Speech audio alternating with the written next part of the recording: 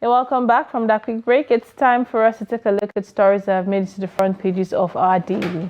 Kicking off with Daily Trust. Now, boldly on the front page of Daily Trust on Uromi killings, Edo governor visits victims and families.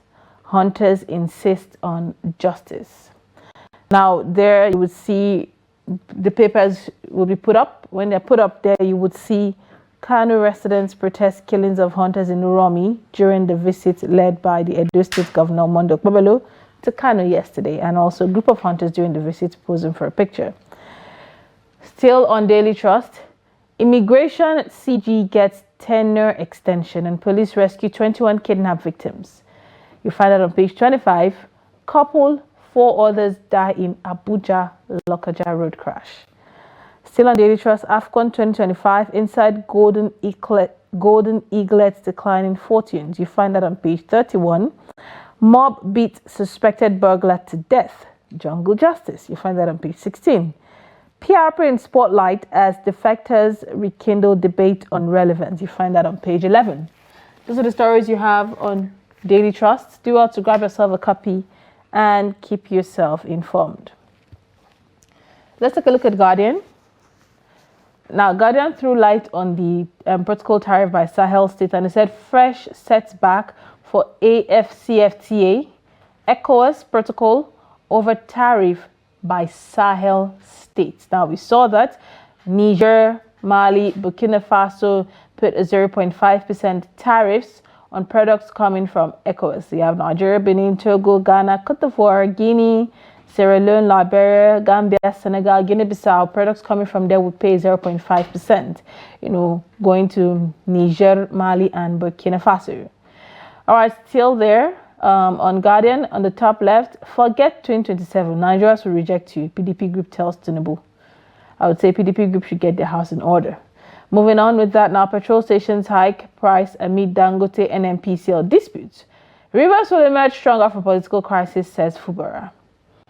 Still on Guardian, I have helped 5,000 Nigerians, claims doctor in immigration scam.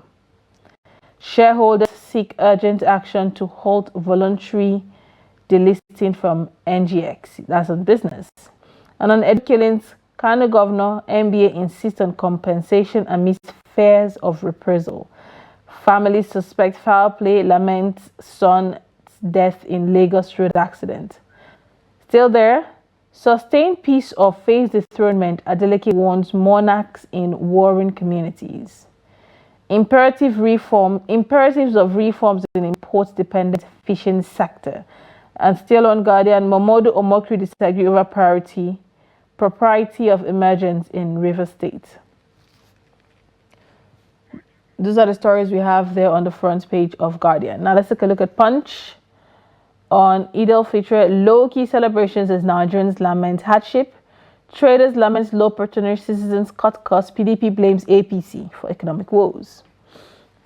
Still on Punch, there, Naira for crude. Federal government Dangote set for talks as refinery imports 12.6 million barrels.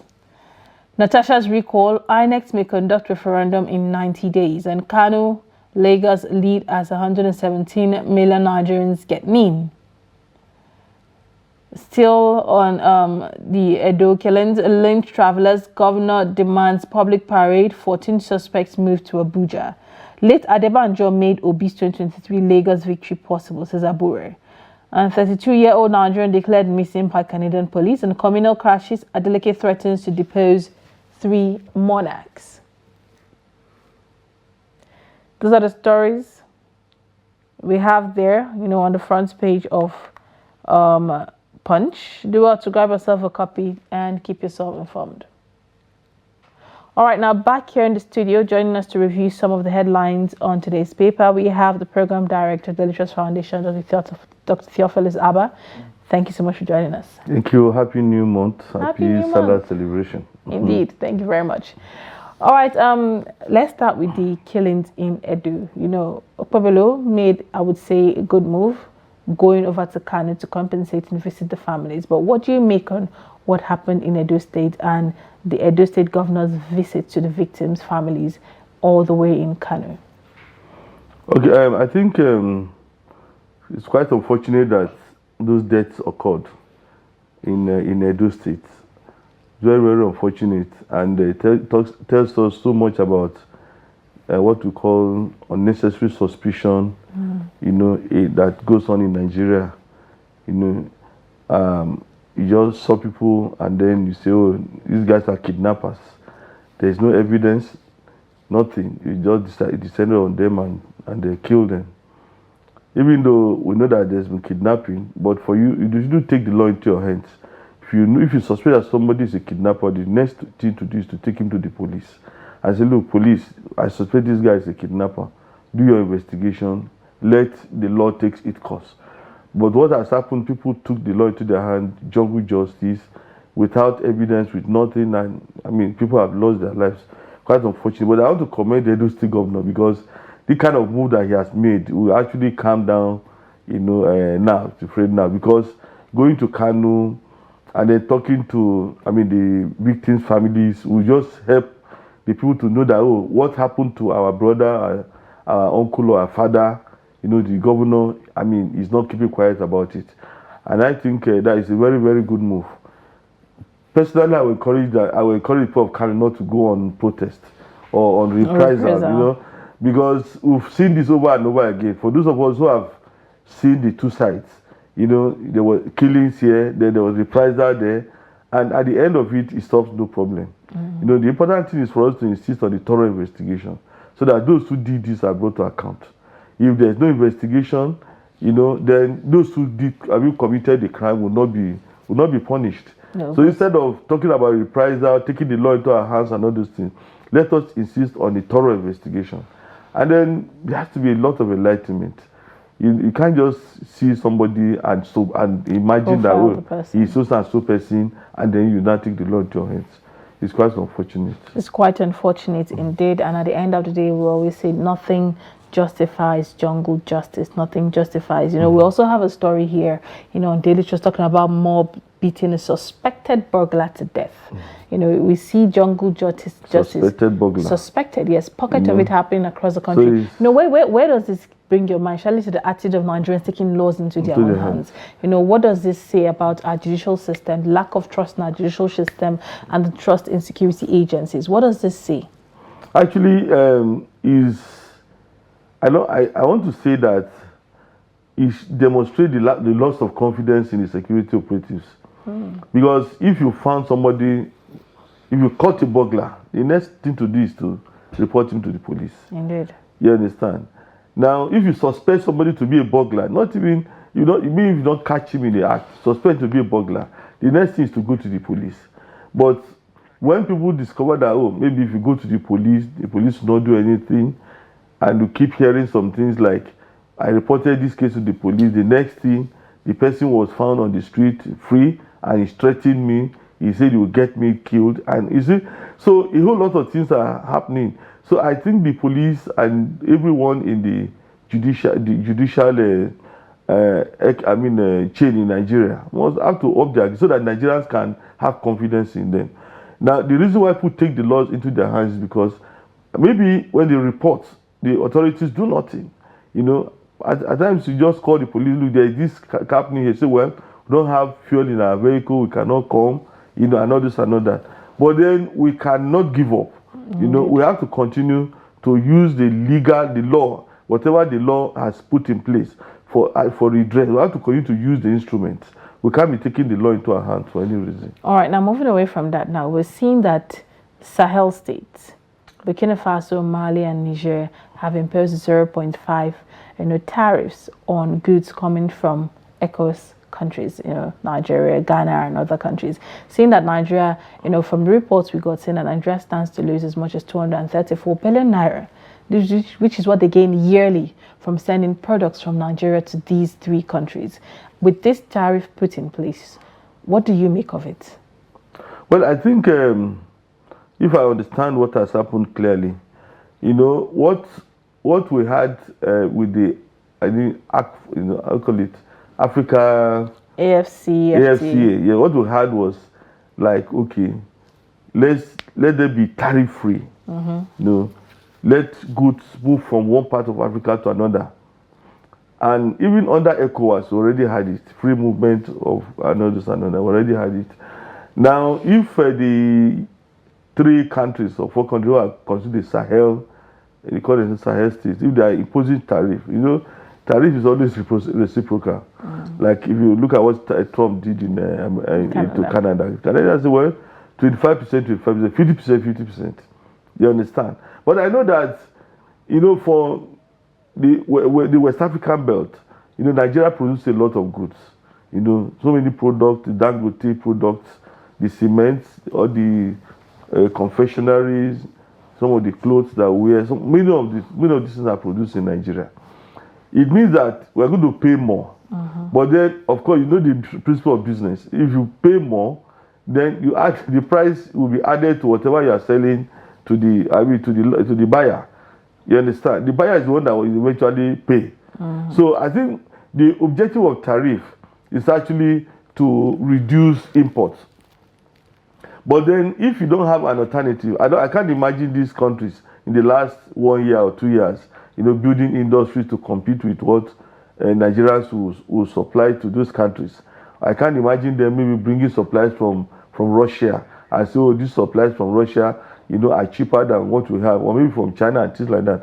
So I'm thinking that it's not a smart thing to do. Okay. They may say, oh, well, we are going to gain more revenue and all this and all that.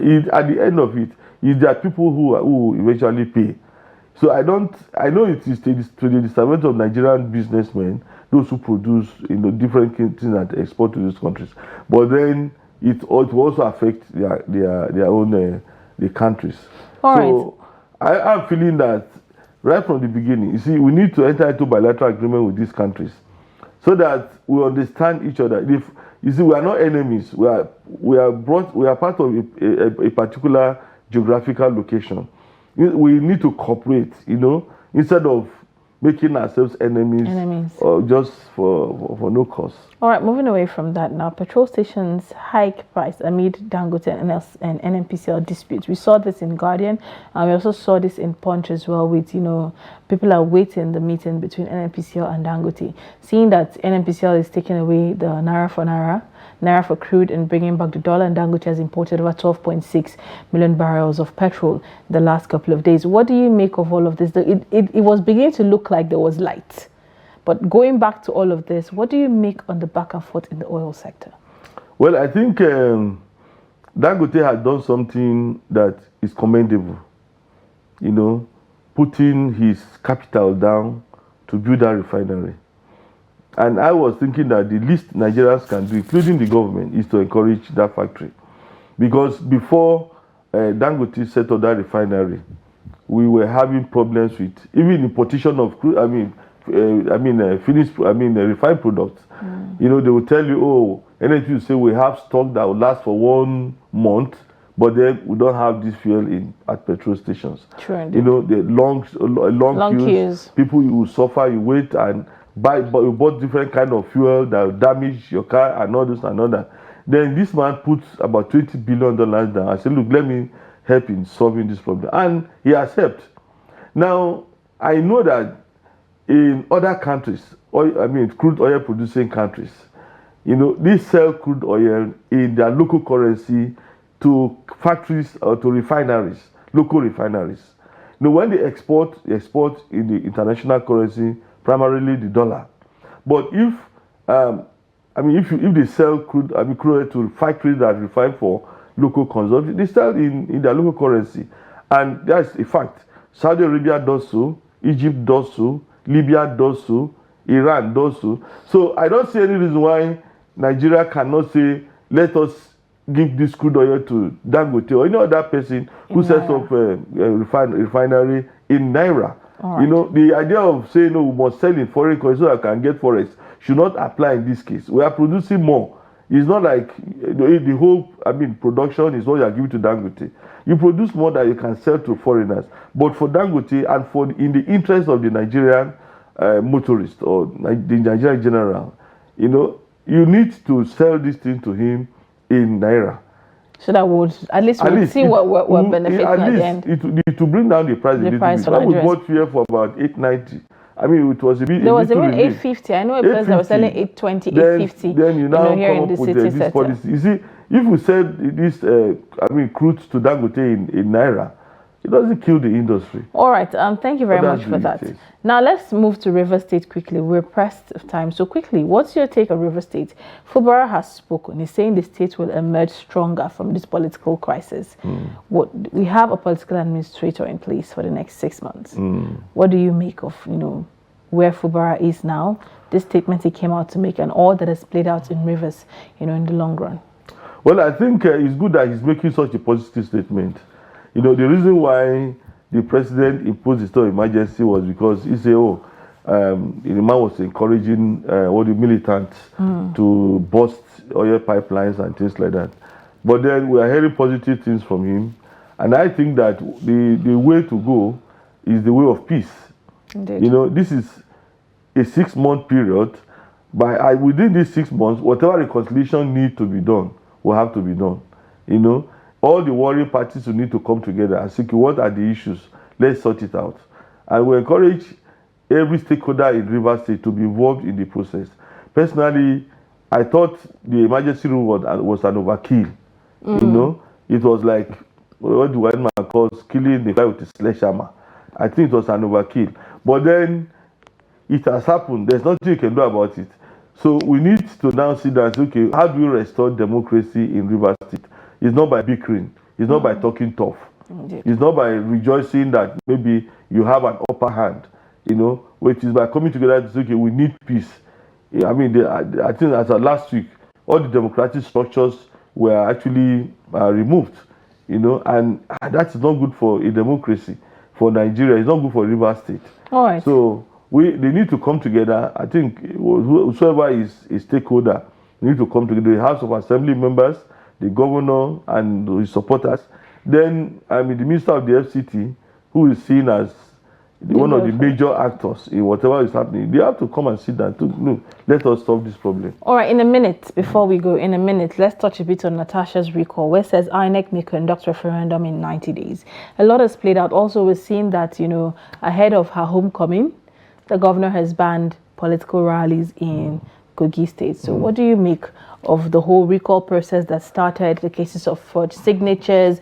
It's been a lot regarding Natasha's case and the recall process. What do you make on all of that is playing out? Well, personally, it's a personal opinion. This woman doesn't deserve what she's passing through, And I'm thinking that INEC must be transparent. If it is the duty of INEC to conduct the referendum, the INEC must be transparent in doing so.